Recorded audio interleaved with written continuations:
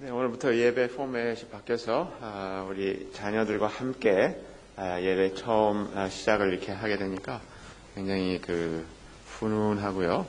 그다음에 아주 풍성한 그런 시간이 되네요. 또 우리 자녀들 입장에서도 마찬가지일 거라고 생각이 됩니다. 지금 서로 장난하는 것처럼 이렇게 있지만은 이런 어른들과 우리 부모님들과 같이 예배에 참여하면서 어른들이 같이 또 찬양도 하시고 또 자기들이 하는 율동에 박수도 치고 같이 이렇게 율동하는 그런 것에 대해서 마음에 흐뭇함이 있을 거라는 그런 확신을 갖습니다. 네.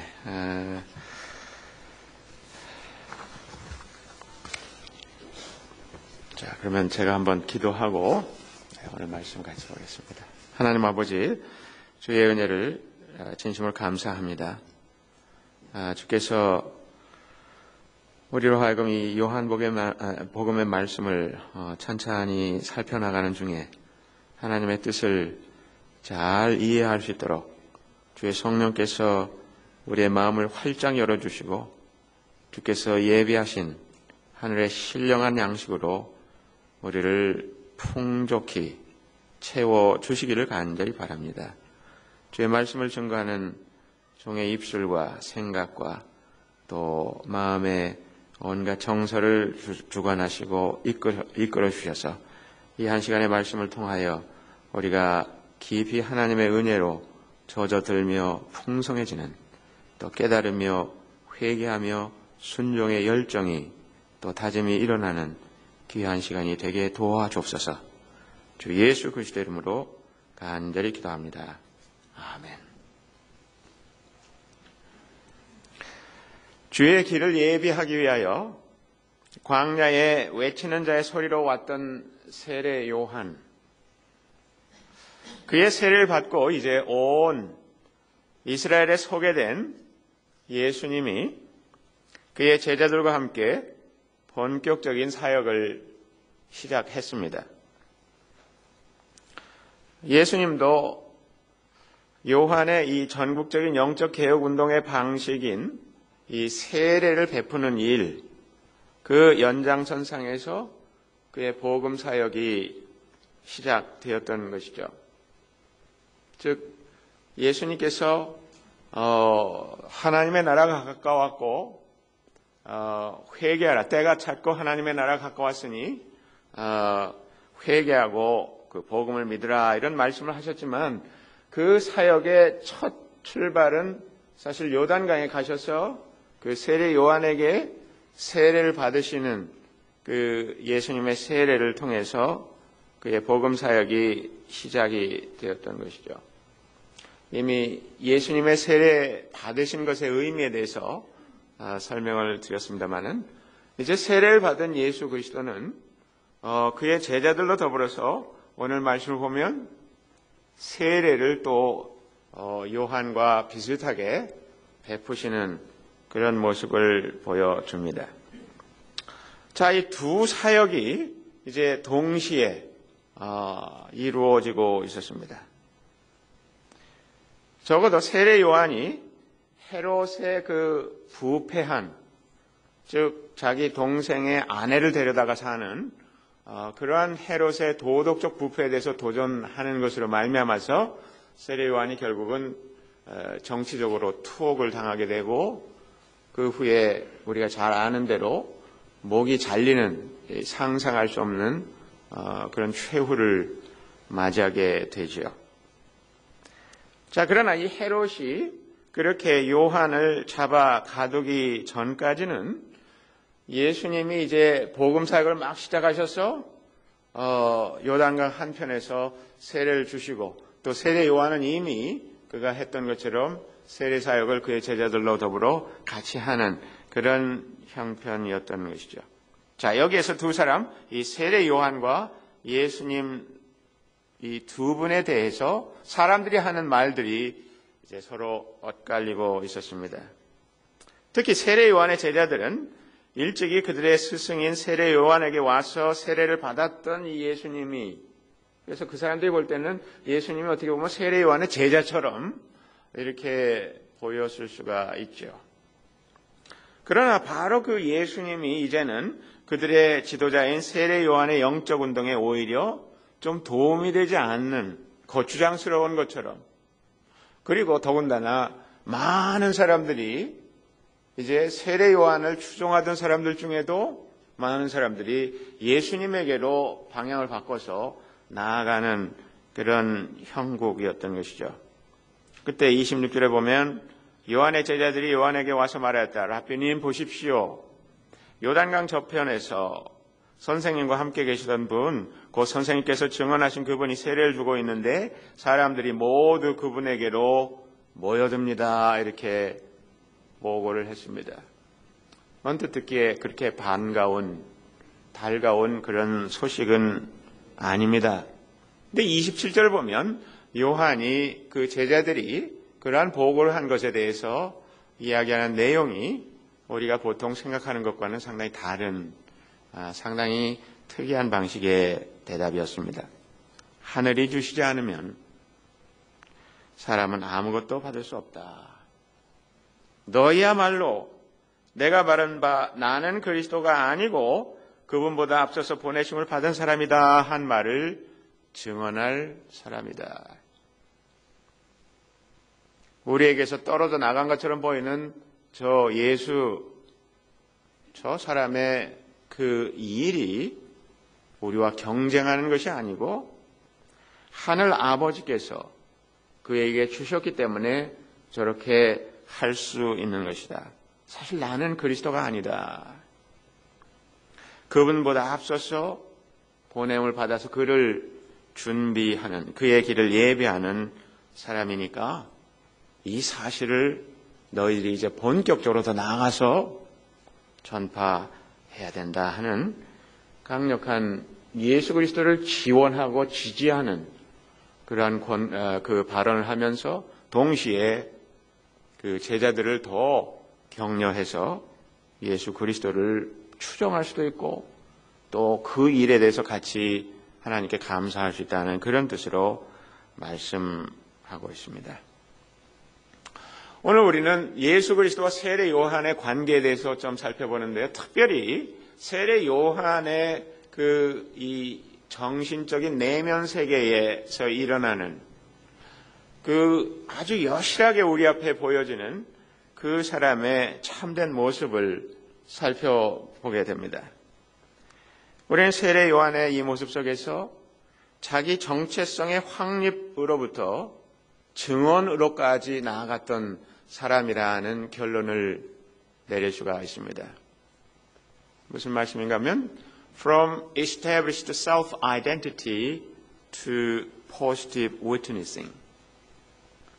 자기 자신의 정체성이 어떤 것인지를 잘 그의 하는 말을 통해서 그가 얼마나 잘 확립된 사람이었는가.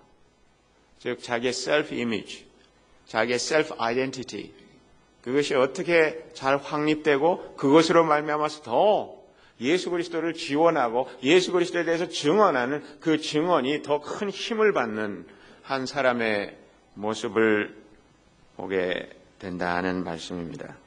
자, 요한복음 시작할 때 요한을 소개하기를 증언자의 원형인 것처럼 이 사도 요한이 쓰고 있습니다. 요한복음 1장 6절, 7절, 8절을 봅니다. 하나님께서 보내신 사람이 있었다. 그 이름은 요한이었다. 그 사람은 그 빛을 증언하러 왔으니 자기를 통하여 모든 사람을 믿게 하려는 것이었다. 즉 세례 요한에 대해서 얘기하기를 그 사람은 빛을 증언하러 와서 자기를 통하여서 모든 사람을 믿게 하려는 것이었다. 즉 세례 요한은 예수 그리스도를 증거하는 증인의 그 대표적인 상징적 인물이었다는 것이죠. Witness par excellence. 이 세상의 모든 하나님의 백성들이 그리스도인들이 예수 그리스도를 증거하지 않습니까? 우리가 전도에 대해서 얘기하기를 우리는 증거라는 말을 씁니다. Witnessing이라고 이렇게 얘기합니다. 그랬을 때 우리는 증언하는 자로서 예수 그리스도를 증거하는 이 전도하는 사람으로서 어떠한 모습을 가져야 될까 하는 것을 우리는 세례 요한을 통해서 아주 분명하게 배울 수 있다는 것입니다. 오늘 3장 마지막 부분 22절부터 36절까지의 이 말씀은 사실 요한복음에서는 세례 요한이 실제적으로 출현하는, 등장하고 있는 마지막 장면입니다.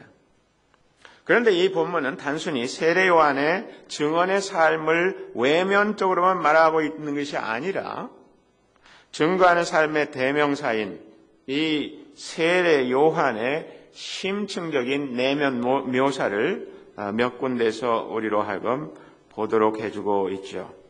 그래서 27절부터 36절까지를 쭉 훑어내려가 보면 실제로 증언하는 내용이 나오는데, 그러나 동시에 증언하는 사람의 태도에 대해서, 증언하는 사람의 그 매너가 어떤 것인지를 볼 수가 있다 하는 것입니다.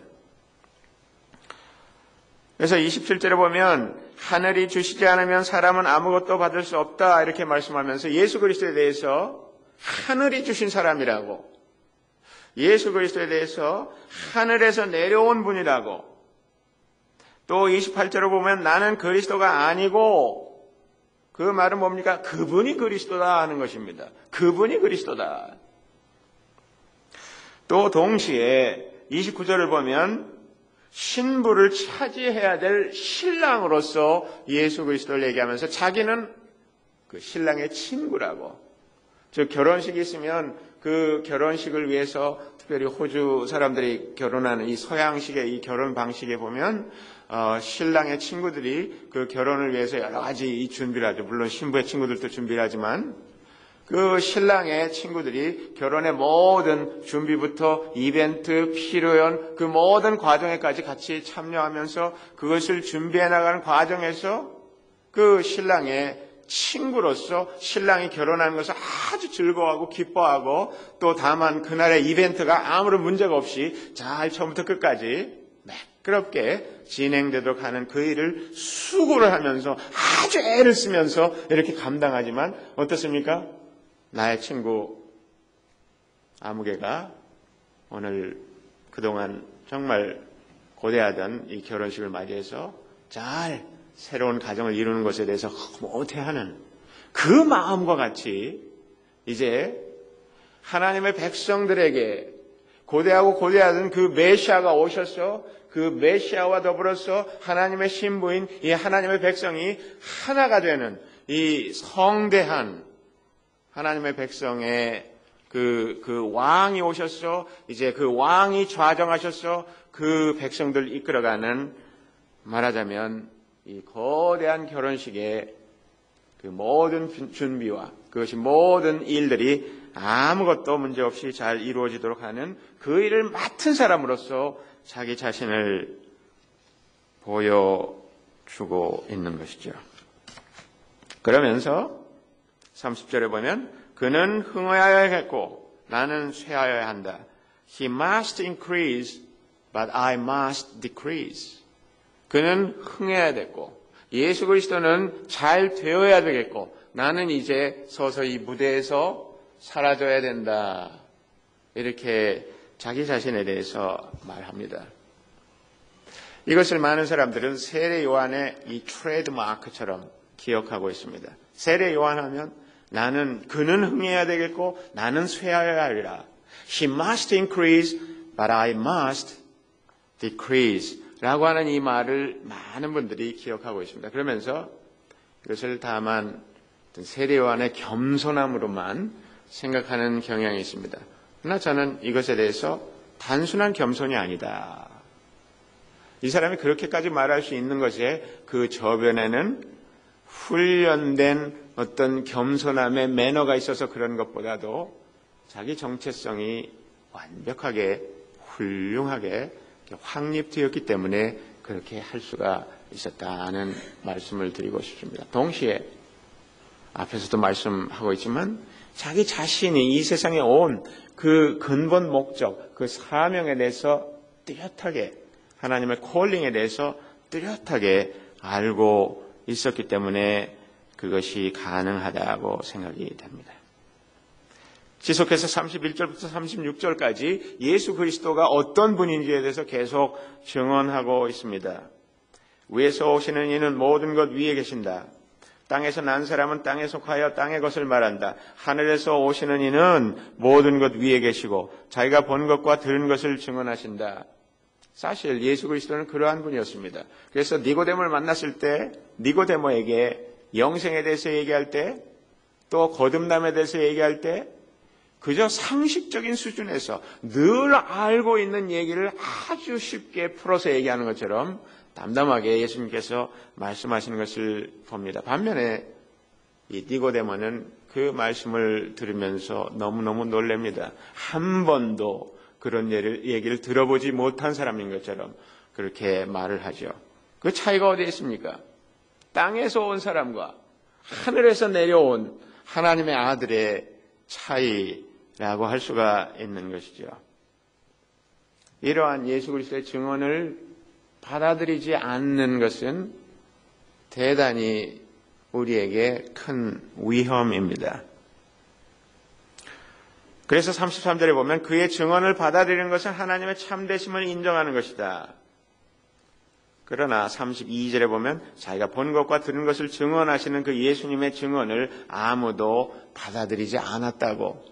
그 당시에 아주 많은 사람들이 예수 그리스도의 그 증언을 실제로 듣고 보았지만 그것을 긍정적으로 포지티브하게 반응을 보이지 않은 사실에 대해서도 말하고 있습니다.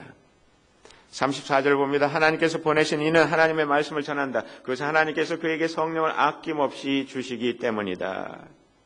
예수 그리스도께서 하나님의 말씀을 있는 그대로 다 풀어서 잘 증거할 수 있는 근본적인 원인에 대해서 얘기하기를, 구약에 많은 선지자들이 있어서 그들이 하나님의 말씀을 증거했지만 그 선지자들은 하나님의 말씀을 증거하는 그때만 성령께서 역사를 하셨습니다. 그렇기 때문에 구약성경의 말씀 보면 선지서에서 하나님의 말씀이 이르메라는 표현을 하면서 이사야든지 예레미야든지 에스겔이든지 아모스든지 호세아든지 이런 사람들이 하나님의 말씀을 대언하고 있는 것을 볼 수 있습니다. 그러나 예수 그리스도가 그러한 선지자들과 근본적으로 다른 측면은 무엇인가 하면 그분에게는 항상 성령께서 계시는 The Holy Spirit remains on him always.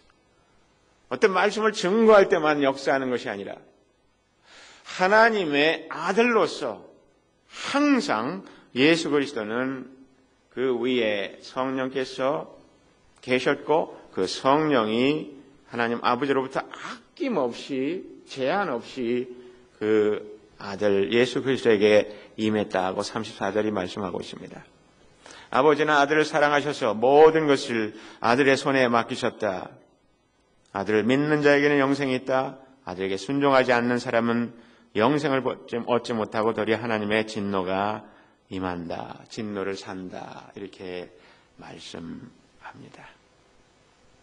마지막 35, 36절의 말씀은 온 세상의 권세가 모든 것이 예수 그리스도에게 달렸다고 하는 절대적인 그리스도의 주권과 그의 소버린티를 말씀하고 있습니다.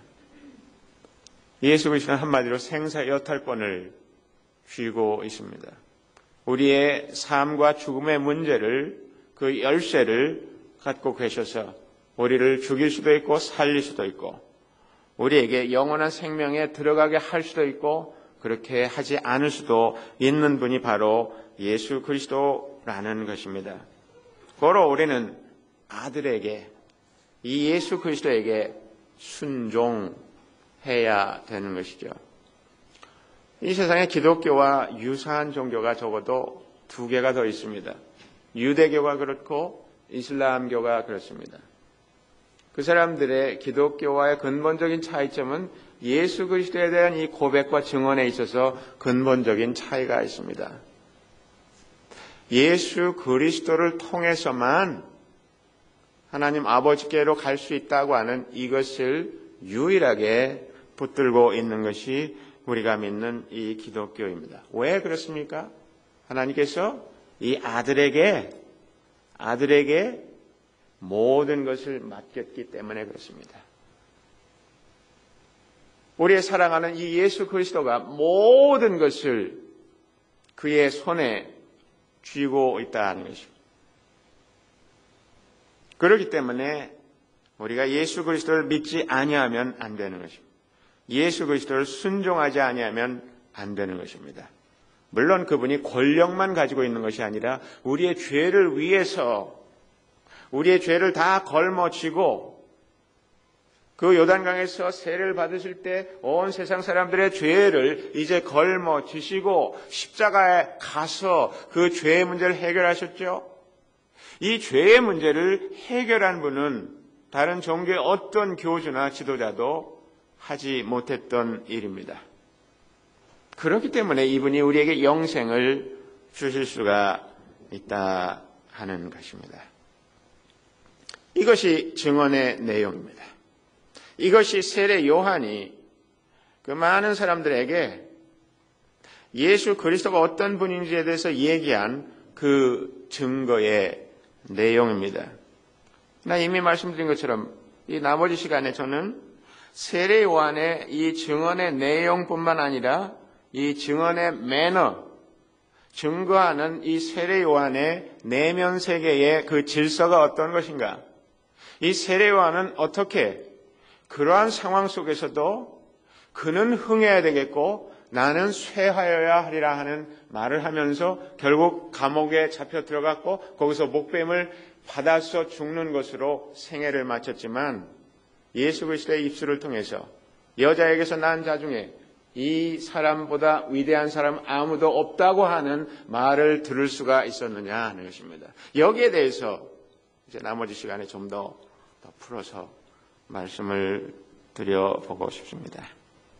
사실 우리는 증언의 내용이 똑바로 전개되고 전달되는 것이 중요한 만큼 증언한 사람의 삶과 그 증언하는 사람의 그 태도, 특별히 그 사람이 자기 정체성을 어떻게 가지고 있느냐에 따라서 증언의 효과가 엄청난 차이를 가져온다는 것을 생각지 않으면 안 된다 하는 것입니다. 적지 않은 기독교인들이 교회 가서 설교를 듣든지 교회 생활을 하면서 그 교회를 이끄는 지도자에 의해서 도움을 받기보다는 더 많이 시달리고 고통을 받고 또 예를 들어서 설교 시간에 목사가 자기 자랑하는 것 때문에 아주 진력이 난 그런 교인들이 얼마나 많이 있는지 모릅니다. 저도 여러분들이 모르는 사이에 가끔 그러는지 모르겠습니다만은 내가 수년 전에 한국에서 그 대학생들과 미국인 교수를 같이 놓고 거기 이제 영어로 성경 공부하는 그 자리에서 이 프랭크 주폴이라고 하는 위튼 컬리지 출신의 그 영문과 교수가 이런 얘기하는 것을 들었습니다. 많은 경우에 개신교 신자들이 카톨릭에 대해서 교황을 너무 추겨 세운다고 이렇게 얘기하지만 사실은 개신교에 보면 각 교회별로 많은 경우에 그 퍼스널리티 컬트가 있다고. 즉 개신교 신자들은 어떤 특정의 그 목사에 대한 그 거의 이 숭배하는 듯한 그러한 그 이 태도들을 조장도 하고 그런 가운데서 신앙생활을 배워가는 경우들이 많다는 아주 중요한 지적을 한 것을 기억합니다. 그것은 무슨 얘기입니까? 사람들로 하여금 예수 그리스도에게 집중하지 못하게 하고 오히려 그 목사에게 사람들이 더 말하자면 그 충성심과 그 말하자면 그 목사에 대해서 그 사랑과 무슨 물론 목사를 싫어하면 안 되겠죠. 그러나 이 목사가 하나님인 것처럼 목사가 죽으라면 죽고 물론 충성해야 되겠죠. 성경이 가르치는 바입니다. 그러나 목사의 사적인 것들을 놓고 충성을 강요당하고 또 성경적이지도 않은 것에 어떤 요청을 받고 이렇게 자꾸 그 분위기가 그렇게 이끌려져 가는 그것은 아주 심각한 문제가 아닐 수가 없습니다. 이것은 목사들만의 문제가 아닙니다. 우리가 어떤 경우에 성경 공부를 이렇게 하기 위해서 구역별로 무슨 커넥트 그룹으로 이게 소모임으로 이렇게 모여서 성경 공부할 때도 적지 않은 경우에 발견하는 것은 뭐냐면은 거기에 성경 공부에 참여하는 분들이 하나님의 말씀에 잘 집중하는 것보다는 자기 주장을 하고 자기 얘기하고 자기 자랑을 하고 자기의 어떤 일에 대해서 물론 잘 나누는 것은 중요하지만 그것으로 말미암아 논란이 일어나고 그것이 서로 싫으니까 말하자면 이 티격태격 싸우다시피 하는 그런 경우들이 그런 아주 이상한 일들이 벌어지는 것을 심심치 않게 볼 수가 있습니다. 그래서 그런 경우가 자꾸 반복이 되면 그 사람에 대해서 아주 그냥 눈살을 찌푸리게 되고 자리를 같이 하기도 싫어하고 이렇게 되는 경우들이 종종 있게 되는 것이죠. 여러분, 바로 이러한 문제를 우리는 오늘 이 세례 요한이 말씀한 이 내용들을 통해서 그 힌트를 발견할 필요가 있다는 것입니다. 왜 세례 요한은 달랐는가? 우리는 어떻게 하면 세례 요한과 같이 될 수 있는가? 이런 것들을 한번 생각해 볼 필요가 있다는 말씀이죠.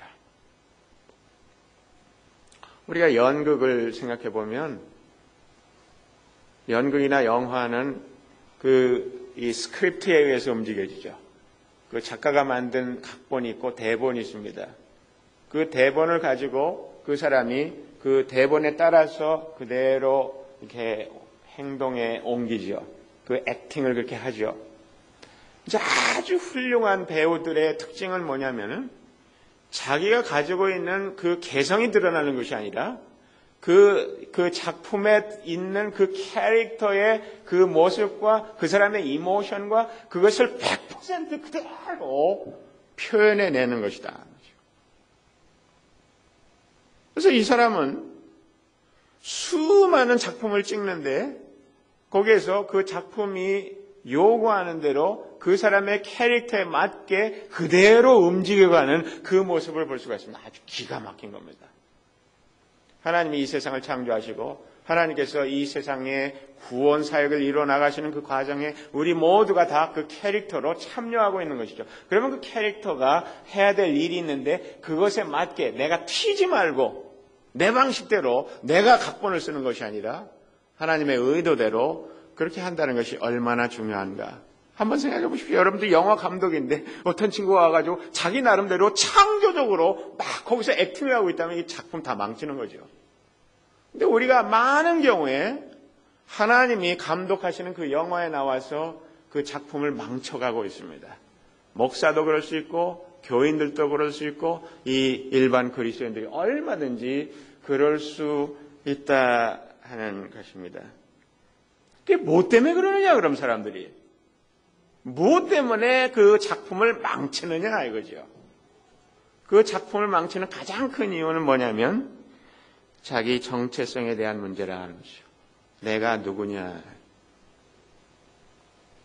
많은 사람들은 내가 누군가 하는 것을 발견해 나가는 과정에서 자기 과시와 자기 자랑과 이런 것에 빠지거나 아니면 정반대로 자기 혐오와 또 이 우울과 이런 것에 빠져서 양극단으로 그 큰 혼란 가운데 빠져 있는 것을 볼 수가 있습니다.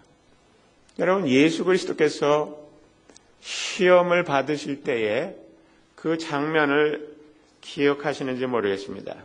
예수님이 시험 받으실 때 시험 받는 내용의 핵심적인 포인트는 다른 것이 아닙니다. 그것은 우리가 마태복음 통해서 볼 수 있지만 마태복음 4장에 가서 보면 예수님이 시험 받으실 때 그 마귀가 와서 시험하는 내용이 있는데요. 그것은 다른 것이 아닙니다. 3번의 시험이 있는데 2번이나 마귀가 뭐라고 챌린지를 하냐면 마태복음 4장입니다. 예수께서 2절에 밤낮 40일을 금식하시니 시장하셨다.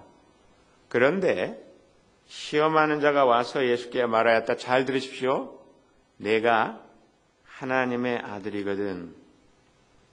이 돌들에게 빵이 되라고 말해보아라. 우리는 시험, 그래서 예수님이 돌로 빵을 만들어라. Turn these stones into bread. 그것을 시험으로만 많이 생각합니다. 그러나 시험의 아주 핵심적인 포인트는 다른 것이 아닙니다. If you are the son of man, son of God, sorry. 네가 하나님의 아들이거든. 이 아이덴티티에 대해서 챌린지하는 겁니다. 네가 하나님의 아들이냐? 입증해봐라. 이거죠.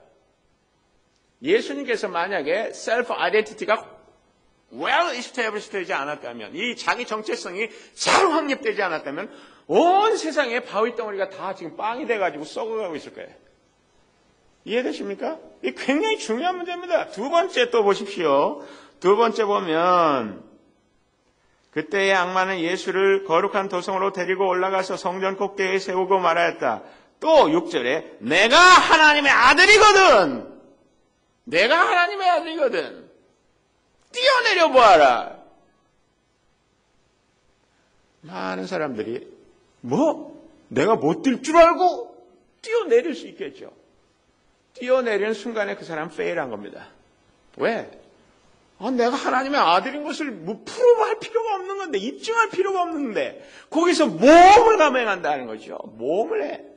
왜 그러냐 이거죠. 왜 그러냐? 그만큼 내가 자신이 없거든. 내가 하나님의 아들인가 정말? 하나님이 날 정말 사랑하시는가? 이 셀프 아이덴티티의 문제가 있는 것입니다. 예수님은 거기에 대해서 눈 하나 깜짝하지 아니하시고 뭐라고 말씀하십니까? 주 너의 하나님을 시험하지 말아라. 전곡을 찌르는 말씀입니다. 생각해 보십시오. 여러분, 에릭 클랩톤이라는 사람을 기억하십니까?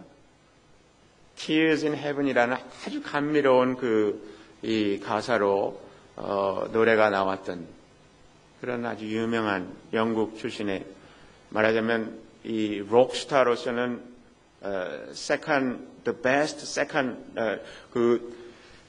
한 10명을 뽑아본다고 했을 때 all time 지금까지 그 록스타 중에 이 두 번째 정도 수준의 굉장히 대단한 인기죠. 근데 이 사람이 아주 심각한 어려움이, 어떤 어려움이 있느냐? 이 사람은 사생아로 태어났는데 자기 어머니가 16살에 캐나다에서 온 그 군인, 25살짜리 이 군인과 관계 속에서 태어났습니다. 즉 16살의 미혼모에게서 태어난 아들이었다는 것이죠. 그래서 나중에 자기 엄마의 성을 따라서 자기 이름이 클랩턴이 된 것이죠. 나중에 그 어머니를 찾아갔습니다. 어렵게 해서 만났습니다. 내가 당신을 엄마라고 불러도 되겠느냐? 그 엄마가 뭐라 그럽니까? That's not. 이건 있을 수가 없는 일이죠. 자기는 아버지도 모릅니다. 근데 어렵게 해서 찾아간 그 어머니에게 Can I call you mom? No, that's not. 그렇게 하지 말라고. 그럼 이 에릭 클랩턴이라는 사람은 어디에 서야 되는 겁니까? 이것은요, 보통 문제가 아니에요. 이건 보통 문제가 아닙니다. 미국의 덴마크 출신으로서 아주 유명한 이 심리학자가 있었습니다. 에릭 에릭슨이라는 사람이 있었습니다. 이 사람은 거의 80, 90이 다 돼서 자기 어머니를 또 찾아 나갑니다. 이 사람은 자기 아버지가 누군지 모릅니다. 이 사람이 평생의 작업을 한 게 뭐냐면 아이덴티티에 대한 연구를 했던 거죠. 그 문제가 해결되지 않고서는 이 사람은 자기 생을 살아갈 수가 없습니다. 사람이란 건 그런 거예요. 사람은 그래요. 여러분, 아담과 하와가 선과 악을 알게 하는 나무의 열매를 따먹은 가장 핵심적인 이슈가 뭡니까? 내가 무엇이 될 수 있는가 하는 그 문제에 대해서 강한 템테이션을 느꼈던 겁니다. 그죠? 네가 이 나무의 열매를 먹는 날에는 내 눈이 밝아 하나님같이 될 수 있다라고 하는 그 아이덴티티에 대한 강력한 챌린지를 받으면서 이 사람들이 거기서 페일하고 있는 것을 보게 된다는 말이죠. 여러분, 증언자의 삶, 그것이 많은 방해를 받는데 그 방해는 다른 것이 아니라 내 스스로 나의 정체성의 문제에 해결이 안 돼가지고 몸부림을 치는 삶을 살아갈 때 그런 어려움들이 생기는 것을 볼 수 있다는 말입니다. 나 요한은 달랐습니다. 요한이, 우리는 우스갯소리로 요한은 자연식품 먹고 살았대 이렇게 얘기하잖아요. 그죠? 메뚜기와 석청을 먹었다. 석청이라는 게 그 와일드 허니니까 그 양봉한 것도 아니고, 그죠? 이 보통 꿀이 아니니까 그러니까 산에 있는 그 뭐 바위 틈이나 이런 그 나무에 있는 정말 최고의 그 꿀을 먹고 살았다고 이렇게 얘기하는데, 포인트는 그게 아닙니다. 그리고 이 낙타 털을, 그런 털옷도 있나? 이렇게 생각하면서, 이 요한은 대단한 삶을 살았을 거라고 이렇게 생각하는데, 그 포인트는 요한이 광야에 살았다는 얘기입니다. 광야에. 요한이 광야에서 뭘 했겠습니까? 예수님께서 광야에서 시험을 받으실 때에 그 시험을 파스해 나간 것처럼 이 요한이 광야 생활 속에서 그 윌더니스 익스피리언스를 통해서 이 요한은 자기 정체성의 문제에 있어서 철저하게 정리가 되고 훈련이 된 사람이었다는 것을 알 수가 있습니다. 그가 최종적으로 예수님을 향해서 그는 흥해야 되겠고 나는 쇠하여야 하리라 하는 그런 말을 할 정도의 이 요한이 어떻게 해서 만들어졌는가 우리는 상상해 볼 수가 있는 것이죠.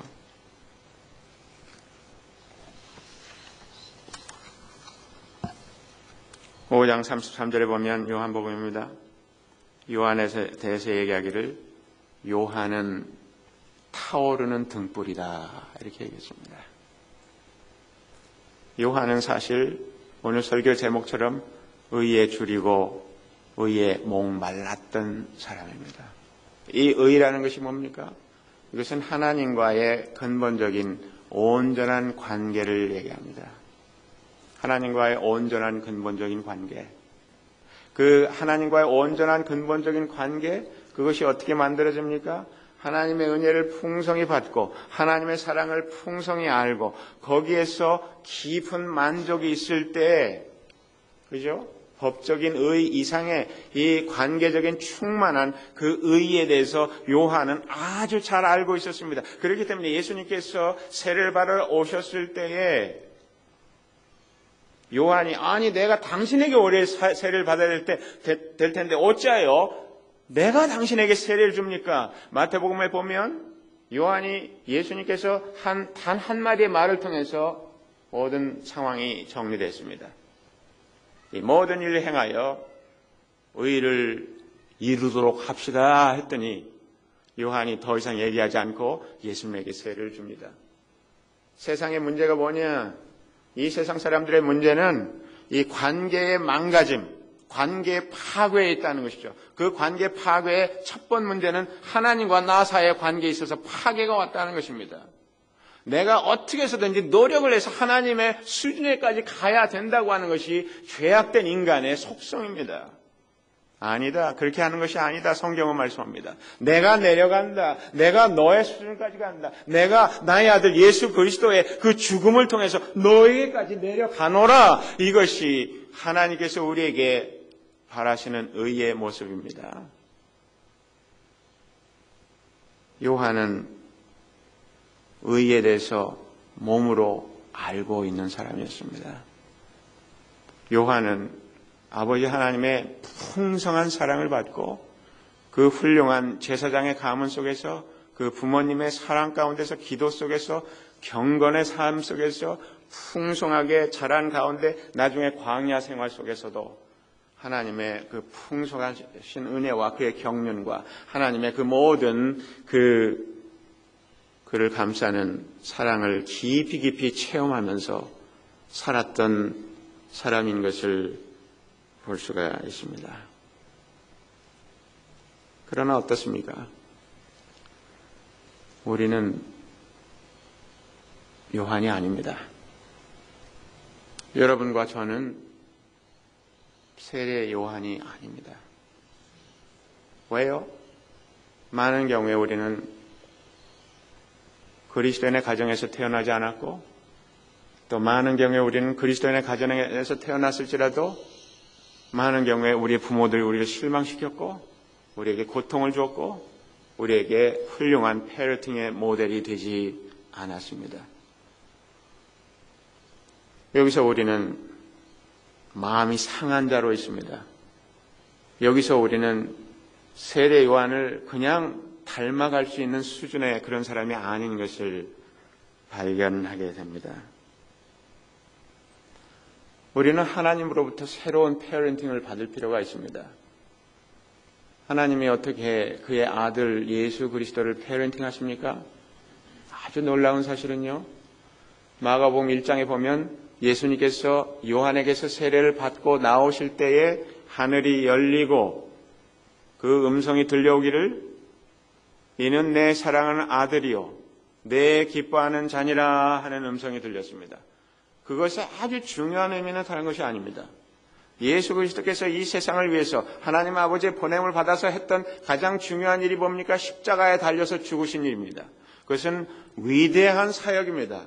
그러나 놀랍게 하나님은 예수 그리스도께서 십자가에 달리셔서 그 위대한 일을, 그 업적을 이루기 훨씬 전에, 예수 그리스도께서 아무것도 하시기 전에 이는 내 사랑하는 아들이요 내 기뻐하는 자니라. 대가와 보상과 또 어떤 우리의 위대한 업적, 대단한 일, achievement, 이런 것들을 통해서 하나님이 보시고 그래 잘했다 이렇게 한다면 우리는 끊임없이 더 잘하기 위해서 노력을 하고 더 무릎이 깨지도록 살지 않으면 안 될 것입니다. 그러나 우리의 하나님은 그런 분이 아닙니다. 하나님의 페런팅의 놀라운 모습, 우리는 우리 자녀들을 대하여서 끊임없이 실수를 합니다. 우리 자녀들에게 끊임없이 주는 메시지는 네가 이렇게 하지 않으면 나는 널 사랑할 수 없어 하는 그런 메시지입니다. 그러나 하나님은 달랐습니다. 예수 그리스도 그의 아들을 대하여서 그가 아무것도 하기도 전에, 이 사역을 시작하기도 전에 이는 내 사랑하는 아들이요 내 기뻐하는 자니라. 그렇게 우리는 하나님의 페어런팅을 받아 나가야 세례 요한과 같이 의에 줄이고 의의 목이 말라서 하나님의 일을 위해서 자기 몸이 깡그리 태워지는, 그래서 자기 몸이 불살라지면서 그 불빛으로 그 다가오시는 예수 그리스도를 비춰주고 그 길을 예비하는 참된 증언자의 삶을 그때로부터 우리는 살 수 있다는 것입니다. 그런 의미에서 저는 오늘 같이 부를 찬양, 이 마음이 상한 자를, 이 찬양이 얼마나 아름다운 가사를 가졌는지 모르겠습니다. 우리는 모두 다 마음이 상해 있습니다. 우리는 고침을 받아야 합니다. 우리는 그저 우리의 노력으로 세례 요한과 같은 모습으로 나아갈 수가 없습니다. 마음이 상한 자를 고치시는 주님, 하나님의 아버지 날 주관하소서, 주의 길로 인도하사 자유케 하소서. 우리는 이 자아 정체성의 문제에 있어서 매여 있는 것이 얼마나 많이 있는지 모릅니다. 여성들은 자기의 외모에 대해서 매여 있고, 남성들은 자기가 하는 일을 통해서 사람들에게 뭔가를 보여줘야 되겠고 하는 이러한 면에서 끊임없이 우리를 올가매고 우리를 말하자면 자유롭게 하지 못하는 것들이 얼마나 많이 있는지 모릅니다. 세례 요한, 그와 같은 하나님의 종, 하나님의 아들 예수 그리스도를 증언하는 삶을 살기 위해서 우리는 바뀌어야 됩니다. 하나님의 그 놀라운 은혜 안에서 우리가 무엇을 하지 않아도, 우리가 경건치 않을지라도 우리를 의롭다 하시는 그의 아들 때문에 그 은혜 가운데 젖지 않으면 우리는 세례 요한과 같은 증언을 할 수가 없습니다. 기도하겠습니다. 아버지 하나님, 참으로 감사합니다.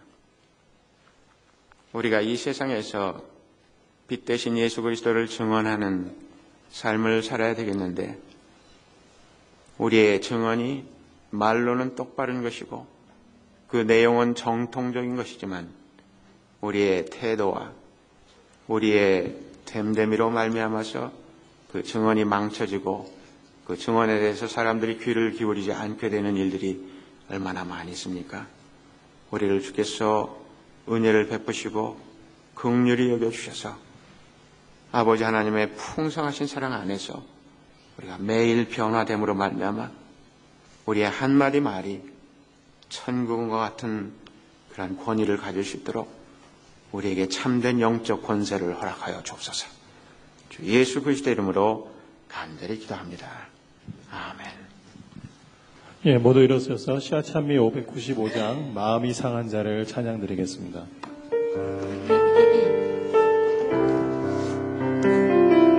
마음이 상한 자를 고치시며 마음이 상한 자를 고치시는 주님,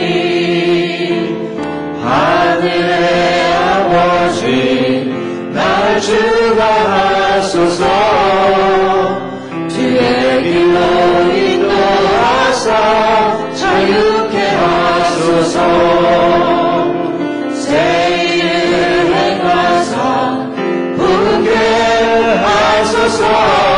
의의 줄이고 목이 마르니 성령의 길은 구소서.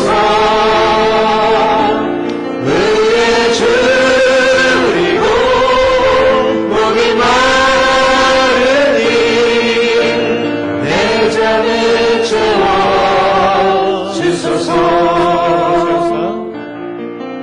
성령으로 채우사 주보게 하소서. 주의 임재 속에 은혜하게 하소서.